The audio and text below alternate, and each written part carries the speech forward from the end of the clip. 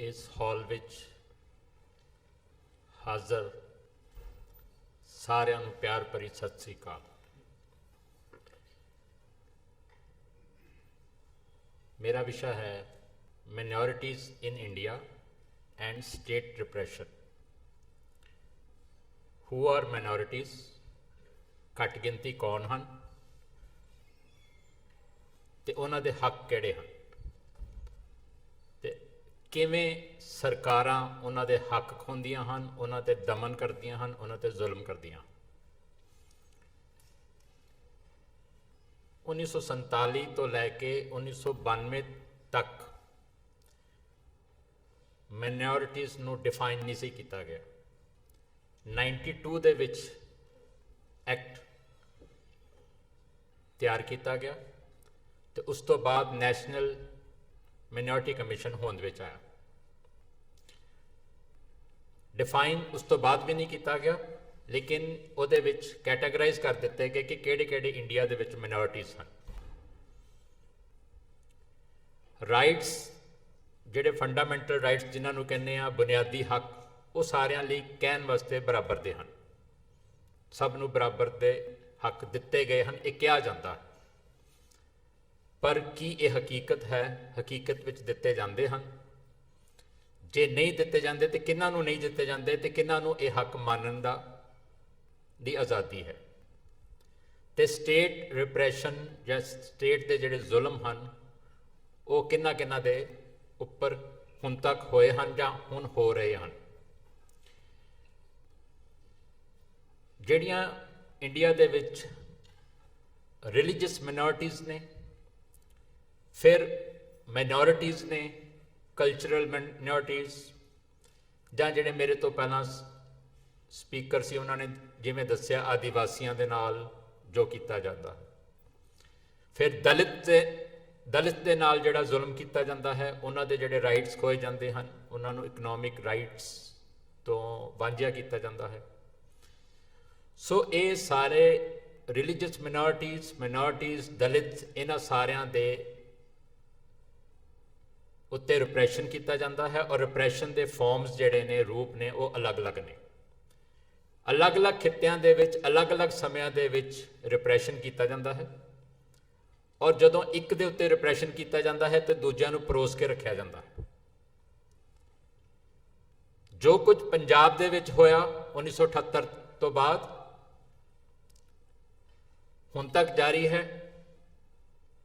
हुण बेशक उहदी डिग्री घट है, थोड़ी है, पर 1978 तो 95, 96, 97 तक बहुत वड्डी पद्धर ते इत्थे रिप्रैशन होया।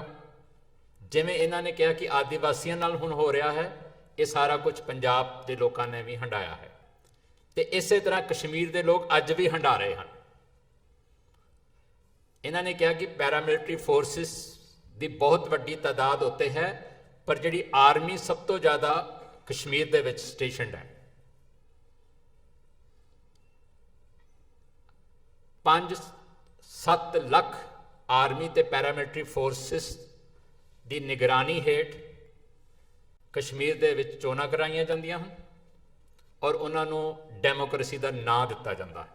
वो डेमोक्रेसी नहीं होंदी, पर उन्होंने नाम दिता जाता है, so that to hoodwink the international community, दुनिया नूं दस्सण लई कि इत्थे डेमोक्रेसी है।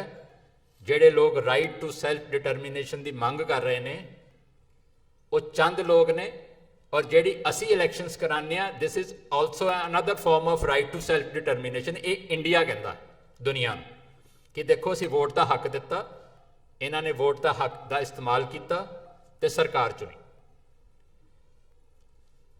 तो इस तरह बाकी दे देशों के विच या बाकी दे सूबियां दे विच कीता जांदा है। सेम जिहड़ा स्टेट का करैक्टर है वो इक्को ही है। स्टेट का करैक्टर एक ही हुंदा, डिग्री जरूर बदलती है, लेकिन जिहड़ा रिप्रैशन का फॉर्म जरूर बदलता है। लेकिन हर जगह के उत्ते रिलीजियस माइनॉरिटीज़, दलित ते जिहड़े इकनॉमिकली डिसएडवांटेज क्लास है, उन्हां दे नाल रिप्रैशन किया जाता है। और क्योंकि ये स्टेट का करैक्टर है। तो मैं इत्थे दसना चाहांगा कि ईवन जदों Indian peace keeping forces Tamil Nadu भेजी गई तो उन्होंने भी उत्थे यही कुछ ही किया। उत्थे भी औरतों को डिसऑनर किया गया, उत्थे भी लोगों को घरां चों कट के एक्सट्रा जुडिशली मारिया गया। पंजाब विच भी मारिया गया, कश्मीर च मारिया जा रहा है। ये स्टेट का करैक्टर समझण की लोड़ है। और जिस कौम दे विच जिस मिनोरिटीज़ नूं ये समझ आ गई, वो अपने हकों लिए लड़ रहा है और लड़ता रहेगा। एक बारी मैं एक छोटी जी उदाहरण देना कि जदों शोपियां दे विच दो लड़कियां नीलोफर ते एक लड़की होर सी, उन्हां दोनों का बलात्कार किया गया। तो असी कश्मीर गए और साडे नाल उत्थों के जिहड़े लोकल ह्यूमन राइट्स एक्टिविस्ट सी वो सानू शोपियां लै गए। तो क्योंकि उन्हां दिनां दे विच ही बलात्कार सी होया सी ते सारा शोपियां उन्हां दिनां दे विच बंद सी, स्ट्राइक ते सी। लोकी सड़कां ते बैठे सी।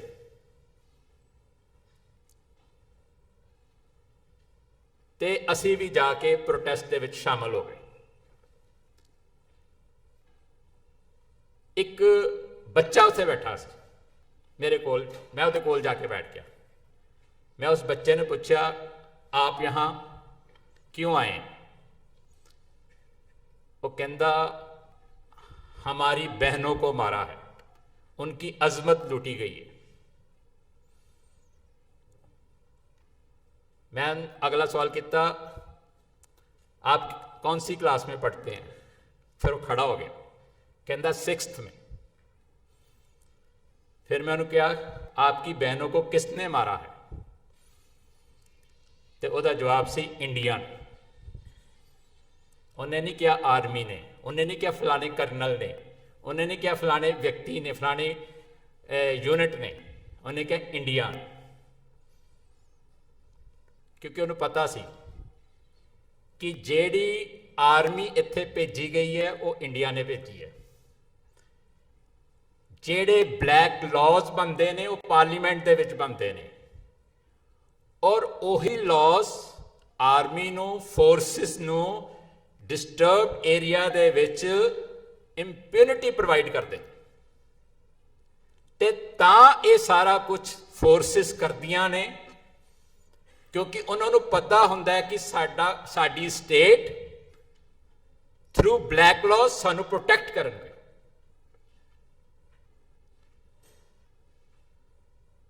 और जब तक फोर्सिस नू, चाहे वो लोकल पुलिस होवे, उन्होंने ये गारंटी ना होवे कि स्टेट सानू प्रोटेक्ट करेगी,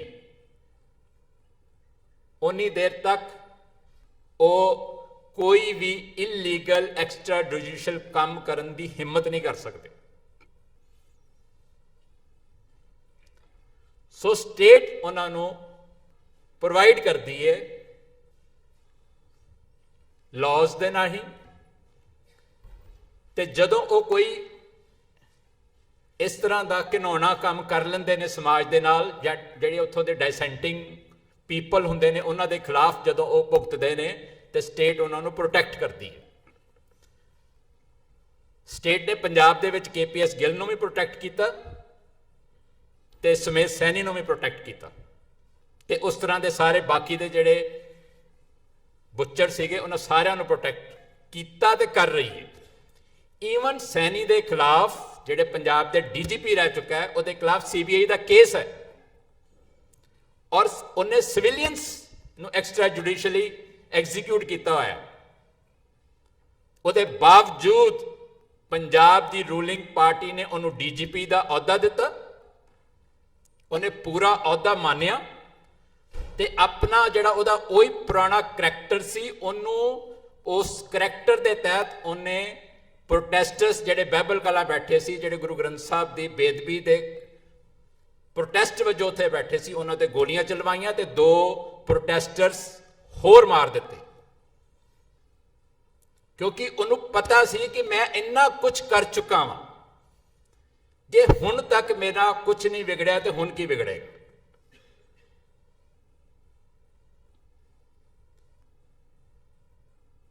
ਸੋ ਇਹਨਾਂ ਨੂੰ ਜਿਹੜੀ ਫੋਰਸਿਸ ਨੂੰ ਇੰਪਿਊਨਿਟੀ ਮਿਲੀ ਹੈ ਨਾ, ਇਹ ਰੂਟ ਕਾਜ਼ ਹੈ ਰਿਪਰੈਸ਼ਨ ਦੀ। ਔਰ ਉਦੋਂ ਤੱਕ ਇਹ ਰਿਪਰੈਸ਼ਨ ਬੰਦ ਨਹੀਂ ਹੋਏਗਾ ਜਿੰਨੀ ਦੇਰ ਤੱਕ ਇਹਨਾਂ ਦੀ ਇੰਪਿਊਨਿਟੀ ਵਿਦਡਰਾਅ ਨਹੀਂ ਹੁੰਦੀ, ਵਾਪਸ ਨਹੀਂ ਲਈ ਜਾਂਦੀ। ਔਰ ਉਹ ਵਾਪਸ ਕਿਵੇਂ ਹੋਏਗੀ? ਉਹ ਤਾਂ ਹੀ ਹੋ ਸਕਦੀ ਹੈ ਜੇ ਲੋਕ ਜਾਗਣਗੇ, ਲੋਕਾਂ ਦੇ ਵਿੱਚ ਏਕਾ ਹੋਏਗਾ। ਸਾਡਾ ਸਾਰਿਆਂ ਦਾ, ਮਿਨੋਰਟੀਜ਼ ਦਾ ਓਪਰੈਸਰ ਕਾਮਨ ਹੈ। ਫਿਰ ਅਸੀਂ ਜਿਹੜੇ ਓਪਰੈਸਡ ਪੀਪਲ ਆ, ਅਸੀਂ ਕਿਉਂ ਇਕੱਠੇ ਨਹੀਂ ਹੁੰਦੇ?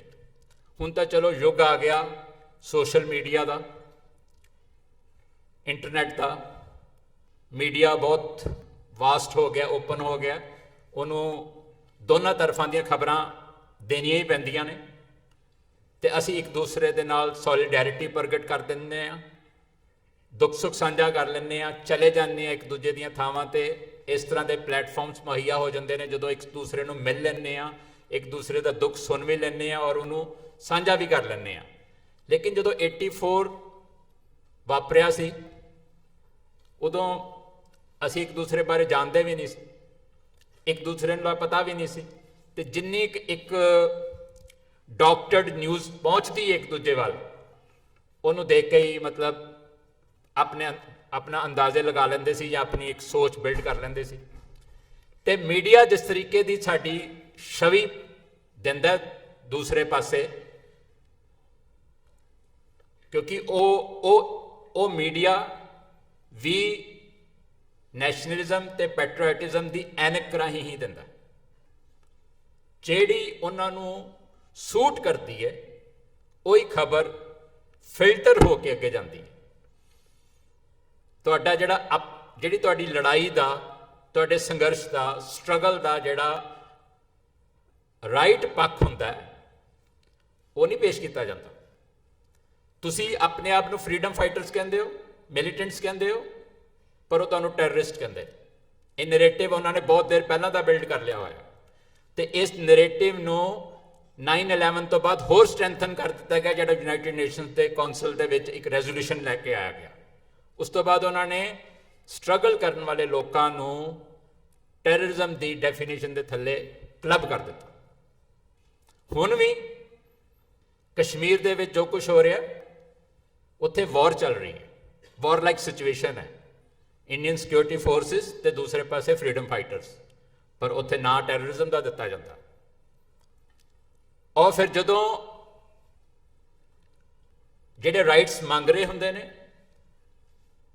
Including right to self determination, ਜਦੋਂ ਉਹ ਆਪਣੀ ਗੱਲ ਕਹਿੰਦੇ ਨੇ, ਫਿਰ ਉਹਨਾਂ ਨੂੰ ਦਬਾਉਣ ਲਈ, ਉਹਨਾਂ ਨੂੰ ਕੁਚਲਣ ਲਈ ਹਰ ਤਰ੍ਹਾਂ ਦੇ ਹੱਥਕੰਡੇ ਵਰਤੇ ਜਾਂਦੇ ਨੇ।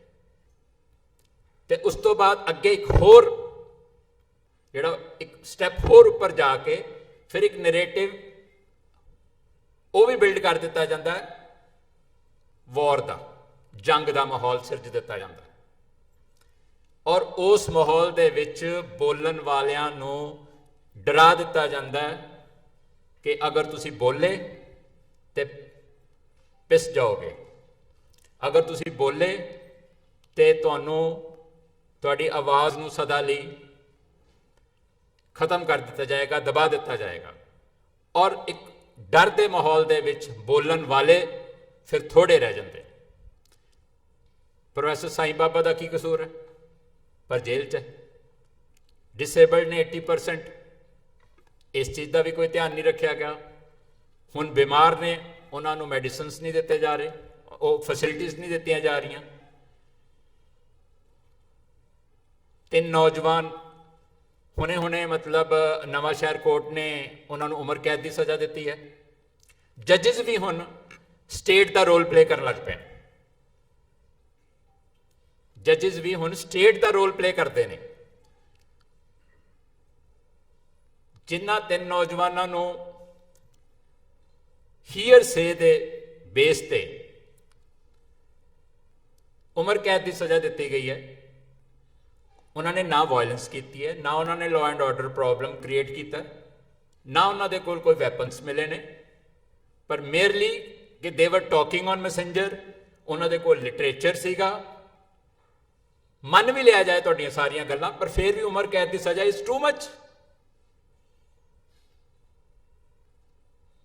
ਪਰ ਦਿੱਤੀ ਗਈ ਹੈ ਉਹਨਾਂ ਨੂੰ, ਔਰ ਕੋਈ ਸੁਣਵਾਈ ਨਹੀਂ, ਕਿਉਂਕਿ ਉਹ ਹੁਣ ਵਕੀਲ ਸਾਹਿਬ ਬੈਠੇ ਨੇ, ਬੈਂਸ ਸਾਹਿਬ, ਇਹਨਾਂ ਨੇ ਹਾਈ ਕੋਰਟ ਦੇ ਵਿੱਚ ਥੱਲੇ ਵਾਲੀ ਕੋਰਟ ਦੀ ਜਿਹੜੀ ਡਿਸੀਜਨ ਹੈ ਉਹਨੂੰ ਚੈਲੰਜ ਕੀਤਾ। ਦੇਖਦੇ ਹਾਂ ਹਾਈ ਕੋਰਟ ਤੋਂ ਕੀ ਆਰਡਰ ਆਉਂਦੇ ਨੇ। ਪਰ ਹਾਈ ਕੋਰਟ ਦੇ ਵਿੱਚ ਵੀ ਤੁਸੀਂ ਦੇਖੋ ਪਿਛਲੇ ਦਿਨਾਂ ਦੇ ਵਿੱਚ ਬਹਿਬਲ ਕਲਾਂ ਗੋਲੀकांड ਦੇ ਜਿਹੜੇ ਕਲਪਰੇਟਸ ਕਾਪਸ ਨੇ ਉਹਨਾਂ ਨੂੰ ਬਲੈਂਕਟ ਬੇਲਸ ਮਿਲ ਰਹੀਆਂ ਨੇ। ਆਈਜੀ ਉਮਰਾਨ ਅੰਕਲ ਜੇਲ੍ਹ 'ਚ ਹੈ, ਔਰ ਉਹਨੂੰ ਜੇਲ੍ਹ 'ਚ ਹੋਣ ਦੇ ਬਾਵਜੂਦ ਵੀ ਉਹਨੂੰ ਇਹ ਬਲੈਂਕਟ ਬੇਲ ਮਿਲ ਗਈ ਕਿ ਅਗਰ ਕੋਈ ਹੋਰ ਕੇਸ ਪਾਣਾ ਤੇ ਇਹਨੂੰ ਪਹਿਲਾਂ 7 ਦਿਨ ਪਹਿਲਾਂ ਦੱਸਿਆ ਜਾਵੇ। ਤੁਸੀਂ ਨਜ਼ਰੀਆ ਦੇਖੋ ਕੋਰਟਸ ਦਾ, ਫਿਰ ਕਿੱਥੇ ਜਾਣ ਲੋਕ ਜਿਨ੍ਹਾਂ ਨੇ ਇਨਸਾਫ ਲੈਣਾ ਹੈ, ਜਿਨ੍ਹਾਂ ਨੇ ਹੱਕ ਲੈਣੇ ਨੇ, ਕਿੱਥੇ ਜਾਣ, ਕੀ ਕਰਨ? ਲੜਾਈਆਂ ਬਹੁਤ ਔਖੀਆਂ ਹੁੰਦੀਆਂ ਨੇ, ਲੰਬੀਆਂ ਵੀ ਹੁੰਦੀਆਂ ਨੇ। ਪੰਜਾਬ ਦੇ ਲੋਕਾਂ ਨੇ ਲੜ ਕੇ ਵੀ ਦੇਖੀਆਂ ਨੇ, ਹੰਡਾਈਆਂ ਵੀ ਨੇ। ਜਿਵੇਂ ਕੱਲ 100 ਸਾਲ ਹੋਣੇ ਨੇ ਅੰਮ੍ਰਿਤਸਰ ਮੈਸੇਕਰ ਦੇ, ਇੱਕ ਮੈਸੇਕਰ ਨੂੰ ਕੱਲ 30 ਸਾਲ ਵੀ ਹੋਣੇ ਨੇ, ਜਿਹੜਾ 1978 ਦੀ ਵਿਸਾਖੀ ਵਾਲੇ ਦਿਨ ਅੰਮ੍ਰਿਤਸਰ ਹੋਇਆ ਸੀ। ਸਟੇਟ ਸਪਾਂਸਰਡ ਹੈਰੀਟਿਕਲ ਕਲਟ ਨੇ, ਜਿਹੜੇ ਨਿਊ ਨਿਰੰਕਾਰੀ ਜਿਹਨਾਂ ਨੂੰ ਅਸੀਂ ਕਹਿੰਦੇ ਹਾਂ, ਉਹਨਾਂ ਨੇ ਸਟੇਟ ਦੀ ਮਦਦ ਦੇ ਨਾਲ 13 ਅਪ੍ਰੈਲ 1978 ਨੂੰ ਗੋਲੀ ਚਲਾ ਕੇ 13 ਸਿੱਖ ਪ੍ਰੋਟੈਸਟਰਸ ਨੂੰ ਮਾਰ ਦਿੱਤਾ ਸੀ। ਉਸ ਤੋਂ ਬਾਅਦ ਉਹਨਾਂ ਦਾ ਕੇਸ ਪੰਜਾਬ ਤੋਂ ਬਦਲ ਕੇ ਕਰਨਾਲ ਕੋਰਟ ਲੈ ਗਏ ਤੇ ਉੱਥੇ ਸਾਰੇ ਦੇ ਸਾਰੇ ਬਰੀ ਕਰ ਦਿੱਤੇ ਗਏ। ਕਿਸੇ ਕੋਈ ਸਵਾਲ ਕਰਨ ਵਾਲਾ ਨਹੀਂ ਹੈ ਕਿ ਫਿਰ ਉਹ 13 ਬੰਦੇ ਕਿੰਨੇ ਮਾਰੇ ਨੇ। ਜੇ ਉਹ ਸਾਰੇ ਬਰੀ ਨੇ ਤੇ ਉਹ 13 ਪ੍ਰੋਟੈਸਟਰਸ ਮਾਰੇ ਗਏ ਨੇ, ਉਹਨਾਂ ਦੀ ਕਿਲਿੰਗਸ ਹੋਈਆਂ ਨੇ, ਕਿੰਨੇ ਕੀਤੀਆਂ ਨੇ? ਹੂ ਆਰ ਦੋਸ ਪੀਪਲ ਜਿਨ੍ਹਾਂ ਨੇ ਉਹ 13 ਬੰਦੇ ਮਾਰੇ ਨੇ? ਸਮਝੌਤਾ ਐਕਸਪ੍ਰੈਸ ਦੇ ਸਾਰੇ ਪਰਪੀਟੇਟਰਸ ਬਰੀ, ਅਸੀਮਾਨੰਦ ਸਮੇਤ, ਪਰ ਫਿਰ ਉਹ ਬਲਾਸਟ ਕੀਤਾ ਕਿੰਨੇ ਹੈ? ਇਹਦਾ ਜਵਾਬ ਤੇ ਸਟੇਟ ਦੇ ਨਹੀਂ ਰਹੀ, ਇਹਦਾ ਜਵਾਬ ਤੇ ਗਵਰਨਮੈਂਟ ਕੋ ਹੈ ਨਹੀਂ ਹੈ। ਕਿਸ ਤਰ੍ਹਾਂ 4 ਦਰਜਨ ਲੋਕ ਉਸ ਬਲਾਸਟ ਵਿੱਚ ਮਾਰੇ ਗਏ? ਕੌਣ ਹੈ ਉਹਨਾਂ ਦਾ ਜ਼ਿੰਮੇਵਾਰ? ਸੋ ਮਿਨੋਰਟੀਜ਼ ਜਾਂ ਰਿਲੀਜੀਅਸ ਮਿਨੋਰਟੀਜ਼ ਜਾਂ ਦਲਿਤਸ, ਮੁਸਲਿਮਸ ਕਹਿੰਦੇ ਨੇ ਅਸੀਂ ਬੀਫ ਖਾਣਾ, ਪਰ ਇੰਡੀਆ ਕਹਿੰਦਾ ਕਿਉਂਕਿ ਮੈਜੋਰਿਟੀ ਨਹੀਂ ਖਾਂਦੀ ਤੁਹਾਨੂੰ ਵੀ ਨਹੀਂ ਖਾਣ ਦਿਆਂਗੇ।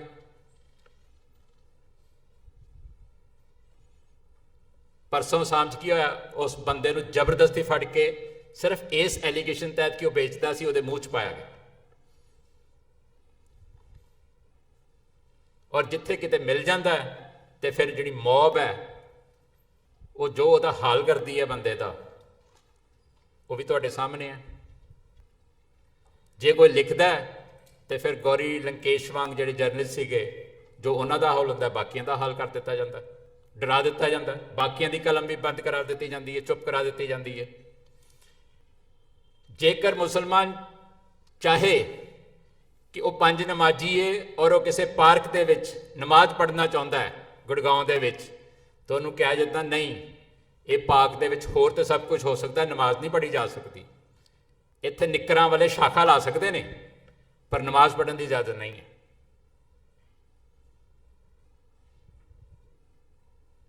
ਸੋ ਤੁਸੀਂ ਕੀ ਗਿਣਾਓਗੇ ਕੀ ਹੋ ਰਿਹਾ? ਸਭ ਕੁਝ ਹੀ ਕੀਤਾ ਜਾ ਰਿਹਾ, ਔਰ ਇਨ ਦੀ ਨੇਮ ਆਫ ਨੈਸ਼ਨਲਿਜ਼ਮ ਕੀਤਾ ਜਾ ਰਿਹਾ। ਇੱਕ ਨਵੀਂ ਡੈਫੀਨੇਸ਼ਨ ਨੈਸ਼ਨਲਿਜ਼ਮ ਦੀ ਸਟੇਟ ਨੇ ਇਜਾਦ ਕਰ ਲਈ ਹੈ, ਉਹਦੇ ਤਹਿਤ ਸਭ ਕੁਝ ਹੀ ਉਹ ਕਰ ਰਹੇ ਨੇ। ਤੁਸੀਂ ਬੋਲੋ, ਇੱਕ ਹੱਦ ਤੱਕ ਬਰਦਾਸ਼ਤ ਹੋ, ਉਸ ਤੋਂ ਬਾਅਦ ਫਿਰ ਤੁਹਾਡੇ ਲਈ ਕੈਟਾਗਰਾਈਜ਼ੇਸ਼ਨ ਉਹਨਾਂ ਨੇ ਕੀਤੀ ਹੋਈ ਹੈ। ਪਹਿਲਾਂ ਦਬਕਾਓ, ਥਾਣੇ ਬੁਲਾਓ, ਰਾਤ ਨੂੰ ਬੁਲਾਓ, ਅੱਧੀ ਰਾਤੀ 2 ਵਜੇ ਤੁਹਾਡੇ ਘਰ ਛਾਪਾ ਮਾਰਨਗੇ, ਤੁਹਾਡੇ ਬਜ਼ੁਰਗ ਮਾਤਾ ਪਿਤਾ ਨੂੰ ਹਰਾਸ ਕਰਨਗੇ, ਤੁਹਾਨੂੰ ਫੜ ਕੇ ਲੈ ਜਾਣਗੇ ਉਹਨਾਂ ਦੀ ਅੱਖਾਂ ਦੇ ਸਾਹਮਣੇ, ਤਾਂ ਕਿ ਬਾਕੀ ਦੀ ਰਾਤ ਉਹ ਸੌਣ ਨਾ। 7:52 ਹੋਵੇ ਤਾਂ ਵੀ ਰਾਤੀ 2 ਵਜੇ ਆਉਂਦੇ ਨੇ। ਤੁਸੀਂ ਧਰਨਾ ਮੁਜ਼ਾਹਰਾ ਕਰਨਾ ਨਾ ਪੰਜਾਬ ਦੇ ਵਿੱਚ, ਤੇ 7:52 ਦੇ ਵਿੱਚ ਤੁਹਾਨੂੰ ਗ੍ਰਿਫਤਾਰ ਕਰਨਾ ਹੁੰਦਾ, ਤਾਂ ਵੀ ਰਾਤੀ 2 ਵਜੇ ਹੀ ਫੜਨ ਆਉਣਗੇ। ਰਾਤੀ 9 ਵਜੇ ਫੜ ਲਓ, ਸਵੇਰੇ ਫੜ ਲੈਣਾ, ਨਹੀਂ ਰਾਤੀ 2 ਵਜੇ, ਕਿਉਂਕਿ ਉਹ ਮਾਈਂਡ ਕਰੈਕਟਰ ਹੈ ਸਟੇਟ ਦਾ to terrorize the people. So ਜੇਕਰ ਤੁਸੀਂ, ਉਹਨਾਂ ਦੀ ਪਹਿਲੀ ਸਟੇਜ ਹੈ 7:52, ਤੁਹਾਨੂੰ ਥਾਣੇ ਬੁਲਾਇਆ ਜਾਏਗਾ, 3 ਦਿਨ ਬਿਠਾਇਆ ਜਾਏਗਾ, ਫਿਰ ਮੌਜੂਦ ਬੰਦੇ, ਸਰਪੰਚ ਆਏਗਾ, ਕੌਂਸਲਰ ਆਏਗਾ, MLA ਦਾ ਫੋਨ ਆਏਗਾ, ਕਿਸੇ ਲੀਡਰ ਦਾ ਫੋਨ ਆਏਗਾ, ਛੱਡ ਦਿੱਤਾ ਜਾਏਗਾ। ਜੇ ਫਿਰ ਵੀ ਨਹੀਂ ਤੁਸੀਂ ਮੁੜਦੇ ਤੇ ਫਿਰ ਉਸ ਤੋਂ ਬਾਅਦ ਸੈਡੀਸ਼ਨ, ਤੇ ਜੇ ਸੈਡੀਸ਼ਨ ਤੇ ਵੀ ਨਹੀਂ ਤੁਸੀਂ ਮੁੜਦੇ, ਫਿਰ ਵੀ ਆ ਕੇ ਤੁਸੀਂ ਉਹੀ ਗੱਲਾਂ ਕਰ ਰਹੇ ਹੋ, ਉਹੀ ਬੋਲੀ ਬੋਲਦੇ ਹੋ, ਤੇ ਫਿਰ ਜਾਂ ਇੰਟਰ ਗੈਂਗ ਤੇ ਜਾਂ ਫਿਰ ਡਾਇਰੈਕਟਲੀ ਸ਼ੂਟ ਆਊਟ। ਸੋ ਉਹਨਾਂ ਨੇ ਬਹੁਤ ਵਧੀਆ ਆਪਣੇ ਤਰੀਕੇਕਾਰ ਇਜਾਜ਼ ਕੀਤੇ ਹੋਏ ਨੇ ਤੁਹਾਨੂੰ ਚੁੱਪ ਕਰਾਉਣ ਦੇ। ਔਰ ਜਿਹੜਾ ਥੋੜਾ ਬਹੁਤਾ, ਇੱਕ ਹੋਰ ਬੜੇ ਇੰਟਰਸਟਿੰਗ ਆਸਪੈਕਟ ਹੈ, ਜਿਹੜਾ ਥੋੜਾ ਬਹੁਤਾ ਅਸੀਂ ਬੋਲ ਰਹੇ ਹਾਂ ਨਾ, ਜਿਵੇਂ ਮੇਰੇ ਤੋਂ ਪਹਿਲਾਂ ਸਪੀਕਰ ਸਾਹਿਬ ਨੇ ਕਿਹਾ ਕਿ ਮੇਰੇ ਤੇ ਬਹੁਤ ਕੇਸ ਨੇ, ਪਰ ਮੈਨੂੰ ਉਹਨਾਂ ਨੇ ਗ੍ਰਿਫਤਾਰ ਨਹੀਂ ਕੀਤਾ। ਮੈਂ ਉਹਨਾਂ ਨੂੰ ਪੁੱਛਿਆ ਕਿ ਕਿੰਨੇ ਮੇਰੇ ਖਿਲਾਫ ਵਾਰੰਟਸ ਨੇ, ਤੇ ਇੱਥੇ ਫਿਰ ਵੀ ਬੋਲ ਰਹੇ ਨੇ। ਤੇ ਇੰਡੀਆ ਇੱਥੇ ਇਹਨਾਂ ਦੇ ਬੋਲਣ ਨੂੰ ਦੁਨੀਆ ਨੂੰ ਪਤਾ ਕੀ ਕਹਿੰਦਾ ਹੈ ਕਿ ਦੱਸੋ ਇਸ ਤੋਂ ਵਧੀਆ ਡੈਮੋਕ੍ਰੇਸੀ ਕੀ ਹੋ ਸਕਦੀ ਹੈ ਕਿ ਇਸ ਦੇ ਖਿਲਾਫ ਵਾਰੰਟਸ ਵੀ ਨੇ ਤਾਂ ਵੀ ਬੋਲ ਰਹੇ। ਇਸ ਗੱਲ ਨੂੰ ਵੀ ਉਹ ਆਪਣੇ ਹੱਕ 'ਚ ਭੁਗਤਾ ਲੈਂਦੇ ਨੇ। ਜਿਹੜੇ ਨੌਜਵਾਨ ਬਾਹਰ ਜਾ ਕੇ ਅਜ਼ਾਈਲਮ ਲੈਂਦੇ ਨੇ ਨਾ ਕਿ ਸਾਨੂੰ ਇੰਡੀਆ ਤੋਂ ਖਤਰਾ ਹੈ, ਉਹਨਾਂ ਦੇ ਅੱਗੇ ਇਹ ਛੋਟੇ ਛੋਟੇ ਮੁਜ਼ਾਹਰੇ, ਛੋਟੇ ਛੋਟੀਆਂ ਕਨਵੈਨਸ਼ਨਸ, ਇਹਨਾਂ ਦੇ ਕਲਿੱਪਸ ਉਹ ਰੱਖ ਦਿੰਦੇ ਨੇ ਕਿ ਦੇਖੋ ਜੀ ਅਸੀਂ ਤਾਂ ਪੂਰੀ ਖੁੱਲ੍ਹ ਦਿੱਤੀ ਹੋਈ ਹੈ। ਇੱਥੇ ਦੇ ਨੌਜਵਾਨ ਬੱਚਿਆਂ ਨੂੰ, ਮਤਲਬ ਜਿਹੜੇ ਨੌਜਵਾਨ ਨੇ ਪੰਜਾਬ ਦੇ ਵਿੱਚ ਖਾਲਿਸਤਾਨ ਜਿੰਦਾਬਾਦ ਕਹਿ ਲੈਂਦੇ ਨੇ, ਕਸ਼ਮੀਰ ਦੇ ਵਿੱਚ ਆਜ਼ਾਦੀ ਦੀ ਮੰਗ ਵੀ ਕਰ ਲੈਂਦੇ ਨੇ, ਤੇ ਦਿੱਲੀ ਦੇ ਵਿੱਚ ਵੀ ਉੱਥੇ ਜੰਤਰ ਮੰਤਰ ਇਕੱਠੇ ਹੋ ਕੇ ਜਿਹੜੇ ਸਪੋਰਟਰਸ ਨੇ ਆਦੀਵਾਸੀਆਂ ਦੇ, ਅਰਬਨ ਨੈਕਸਲ ਜਿਹੜਾ ਉਹਨਾਂ ਨੇ ਇੱਕ ਨਵਾਂ ਨਾਂ ਦਿੱਤਾ ਹੈ ਸੋ ਕਾਲਡ, ਇਹਨਾਂ ਦੇ ਸਪੋਰਟਰਸ ਦਿੱਲੀ ਵੀ ਜੰਤਰ ਮੰਤਰ ਆਪਣੀ ਸਾਰੀ ਰੈਲੀ ਵੀ ਕਰ ਲੈਂਦੇ ਨੇ। ਫਿਰ ਹੋਰ ਇਹਨਾਂ ਨੂੰ ਕੀ ਇਜਾਜ਼ਤ ਚਾਹੀਦੀ ਹੈ? ਸੋ ਇਹ ਵੀ ਉਹ ਆਪਣੇ ਹੱਕ 'ਚ ਭੁਗਤਾਉਂਦੇ ਨੇ। ਔਰ ਇਹ ਗੱਲ ਉਹਨਾਂ ਲੋਕਾਂ ਨੂੰ ਫੇਸ ਕਰਨੀ ਪੈਂਦੀ ਜਿਹੜੇ ਬਾਹਰ ਜਦੋਂ ਅਜ਼ਾਈਲਮ ਮੰਗਦੇ ਨੇ, ਉੱਥੇ ਇੰਡੀਆ ਜਵਾਬ ਦਿੰਦਾ ਉਹਨਾਂ ਕੰਟਰੀਜ਼ ਨੂੰ। ਸੋ ਉਹ ਹਰ ਪਾਸਿਓਂ ਤੁਹਾਨੂੰ ਘੇਰ ਲੈਂਦਾ ਹੈ। ਬੋਲੋ ਤਾਂ ਮਾਰਦਾ, ਨਾ ਬੋਲੋ ਤਾਂ ਜਲੀਲ ਕਰਦਾ, ਤੇ ਜੇ ਕੁਝ ਕਰਦੇ ਹੋ ਤੇ ਫਿਰ ਉਹ ਇਸ ਗੱਲ ਨੂੰ ਵੀ ਆਪਣਾ ਵਡੱਪਨ ਸਮਝਦਾ ਕਿ ਅਸੀਂ ਇਹਨਾਂ ਨੂੰ ਇਹ ਸਾਰਾ ਕੁਝ ਬੋਲਣ ਦੀ ਵੀ ਇਜਾਜ਼ਤ ਦਿੱਤੀ ਹੈ। ਤੁਸੀਂ ਅਰਨਬ ਗੋਸਵਾਮੀ ਦਾ ਦੇਖਿਆ ਕਰੋ ਰਿਪਬਲਿਕ, ਉਹ ਇਹਨਾਂ ਚੀਜ਼ਾਂ ਨੂੰ ਵੀ ਐਕਸਪਲੋਇਟ ਕਰਦੇ ਨੇ।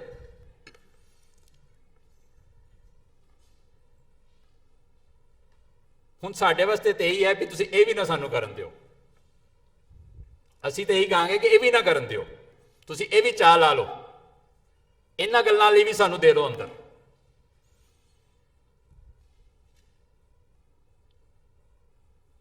ਦੇਖੋ ਜਿਸ ਤਰ੍ਹਾਂ ਉਸ 6 ਸਾਲ ਦੇ ਬੱਚੇ ਨੂੰ ਕਲੀਅਰ ਸੀ ਨਾ ਕਿ ਇਹ ਸਭ ਕੁਝ ਕਿੱਥੋਂ ਹੋ ਰਿਹਾ ਹੈ, ਇਹ ਕਲੈਰਿਟੀ ਦੀ ਸਾਨੂੰ ਵੀ ਲੋੜ ਹੈ। ਹਰ ਇੱਕ ਦਾ ਪਰਸੈਪਸ਼ਨ ਆਪਣਾ ਆਪਣਾ, ਪਰ ਸਾਡੇ ਖਿਲਾਫ ਰਿਪਰੈਸ਼ਨ ਕਿੱਥੋਂ ਤੁਰਦਾ ਤੇ ਕਿਸ ਕਿਸ ਸ਼ਕਲ ਤੇ ਕਿਸ ਕਿਸ ਰੂਪ ਦੇ ਵਿੱਚ ਸਾਡੇ ਤੱਕ ਪਹੁੰਚਦਾ, ਇਹਦੀ ਕਲੈਰਿਟੀ ਬਹੁਤ ਜ਼ਰੂਰੀ। ਜੇ ਕਲੀਅਰ ਨਹੀਂ ਆ, ਜੇ ਵਿਅਕਤੀਆਂ ਦੇ ਨੂੰ ਹੀ ਬਲੇਮ ਕਰੀ ਜਾਵਾਂਗੇ ਕਿ ਉਹ ਫਲਾਣਾ SHO ਬਹੁਤ ਮਾੜਾ ਸੀ ਤੇ ਉਹ ਬੜਾ SSP ਬੜਾ ਮਾੜਾ ਸੀ, ਉਹ ਸਾਡੇ ਤੇ ਜ਼ੁਲਮ ਕਰਦਾ ਸੀ, ਫਿਰ ਨਹੀਂ ਅਸੀਂ ਕਦੇ ਵੀ ਕਿਸੇ ਇਹਦਾ ਇਲਾਜ ਲੱਭ ਸਕਾਂਗੇ, ਤੇ ਨਾ ਹੀ ਇਹਨਾਂ ਨੂੰ ਮਤਲਬ ਅਸੀਂ ਚੈਲੰਜ ਕਰ ਸਕਾਂਗੇ ਜਾਂ ਇਹਨਾਂ ਨੂੰ ਸਨੱਬ ਕਰ ਸਕਾਂਗੇ। ਸਟੇਟ ਦੇ ਕਰੈਕਟਰ ਨੂੰ ਪੜ੍ਹਨਾ ਸਮਝਣਾ ਪਏਗਾ।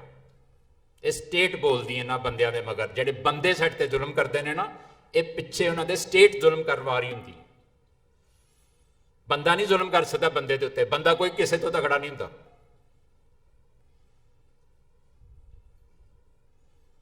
ਸਟੇਟ ਪਾਵਰਫੁਲ ਹੁੰਦੀ ਹੈ, ਸਟੇਟ ਕਰਵਾਉਂਦੀ ਹੈ, ਔਰ ਸਟੇਟ ਦੇ ਕਈ ਰੰਗ ਹੁੰਦੇ ਨੇ, ਕਈ ਰੂਪ ਹੁੰਦੇ ਨੇ। ਸਟੇਟ ਕੋਲ ਇੱਕ ਬੰਦਾ ਤੁਹਾਡੇ ਤੁਹਾਡੇ ਉੱਤੇ ਜ਼ੁਲਮ ਕਰਨ ਲਈ ਵੀ ਹੁੰਦਾ ਤੇ ਉਸੇ ਸਟੇਟ ਕੋਲ ਇੱਕ ਬੰਦਾ ਮਰਮ ਲਾਉਣ ਲਈ ਵੀ ਹੁੰਦਾ। ਉਹ ਤੁਹਾਨੂੰ ਫਰੈਂਡ ਲੱਗ ਰਿਹਾ ਹੁੰਦਾ ਆਪਣਾ, ਪਰ ਉਹ ਆਪਣੀ ਇੱਕ ਵੱਖਰੀ ਡਿਊਟੀ ਤੇ ਹੁੰਦਾ।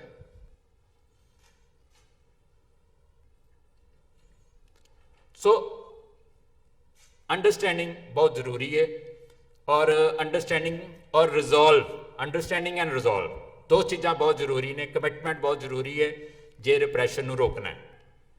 ਸਹਿ ਤਾਂ ਰਹੀ ਹਾਂ ਅਸੀਂ 70 ਸਾਲ ਤੋਂ ਸਹਿ ਰਹੇ ਹਾਂ, ਪਰ ਕਦ ਤੱਕ ਸਹਿਣਾ ਹੈ ਇਹ ਫੈਸਲਾ ਵੀ ਤਾਂ ਅਸੀਂ ਕਰਨਾ। ਜਿਹਨੂੰ ਸਮਝ ਆ ਗਈ ਉਹ ਅੱਗੋਂ ਲੜ ਪਿਆ, ਲੜਿਆ, ਜੋ ਵੀ ਉਹਦੀ ਨੇਮ ਕਾਲਿੰਗ ਹੋਈ, ਜੋ ਵੀ ਉਹਨੂੰ ਕਿਹਾ ਗਿਆ, ਪਰ ਉਹ ਆਪਣੀ ਨਿਭਾ ਗਿਆ। ਜਿਹੜੇ ਮਰਜ਼ੀ ਨਾਵਾਂ ਦੇ ਨਾਲ ਉਹਨੂੰ ਬੁਲਾ ਲਿਆ ਜਾਵੇ, ਪਰ ਉਹ ਲੜ ਤੇ ਆਪਣੇ ਹੱਕ ਲਈ ਰਿਹਾ ਨਾ। ਜਦੋਂ ਉਹਨੂੰ ਤੁਸੀਂ ਚੈਲੰਜ ਕਰ ਰਹੇ ਹੋ, ਪ੍ਰਵੋਕ ਕਰ ਰਹੇ ਹੋ, ਪਹਿਲਾਂ ਤੁਸੀਂ ਪ੍ਰਵੋਕ ਕਰ ਲਓ ਲੋਕਾਂ ਨੂੰ, ਫਿਰ ਉਹ ਰਿਐਕਟ ਕਰਦੇ ਨੇ, ਫਿਰ ਕਹਿੰਦੇ ਦੇਖੋ ਕਿੰਨੇ ਸੈਂਸਲੈਸ ਲੋਕ ਨੇ। ਪਹਿਲਾਂ ਤੁਸੀਂ ਪ੍ਰਵੋਕ ਕੀਤਾ ਤੇ ਉਹ ਬੋਲਿਆ, ਤੁਸੀਂ ਪ੍ਰਵੋਕ ਕੀਤਾ ਤੇ ਉਹ ਹੱਕ ਲਈ ਖੜਾ ਹੋਇਆ। ਸੋ ਅੰਡਰਸਟੈਂਡਿੰਗ, ਰਿਜ਼ੋਲਵ, ਕਮਿਟਮੈਂਟ ਕਾਜ਼ ਦੇ ਲਈ ਬਹੁਤ ਜ਼ਰੂਰੀ ਹੈ। ਔਰ ਅਸੀਂ ਜਿੰਨੇ ਵੀ ਓਪਰੈਸਡ ਪੀਪਲ ਆ ਅਲੱਗ-ਅਲੱਗ ਖਿੱਤਿਆਂ ਦੇ ਵਿੱਚ, ਪੈਰੀਫੇਰੀਅਲ ਸਟੇਟਸ ਦੇ ਵਿੱਚ, ਸਾਡਾ ਸਾਰਿਆਂ ਦਾ ਇੱਕ ਯੂਨਿਟੀ, ਥਾਟਸ ਦੀ ਯੂਨਿਟੀ ਜਿਹੜੀ ਹੈ ਤੇ ਦੁੱਖ ਸੁੱਖ ਦੀ ਜਿਹੜੀ ਸਾਂਝ ਹੈ ਉਹ ਵੀ ਬਹੁਤ ਜ਼ਰੂਰੀ ਹੈ। ਫਿਰ ਹੀ ਅਸੀਂ ਇਸ ਵੱਡੇ ਜਿਹੜਾ ਇੱਕ ਓਪਰੈਸਰ ਹੈ, ਸਾਡਾ ਕਾਮਨ ਓਪਰੈਸਰ ਹੈ, ਤਾਂ ਹੀ ਰਲ ਮਿਲ ਕੇ ਉਹਦਾ ਮੁਕਾਬਲਾ ਕਰ ਸਕਾਂਗੇ। ਮੈਂ ਇੰਨੇ ਨਾਲ ਹੀ ਆਪਣੀ ਸਪੀਚ ਨੂੰ ਇੱਥੇ ਹੀ ਕਨਕਲੂਡ ਕਰਦਾ। ਸਾਰਿਆਂ ਨੂੰ ਸਤਿ ਸ਼੍ਰੀ ਅਕਾਲ।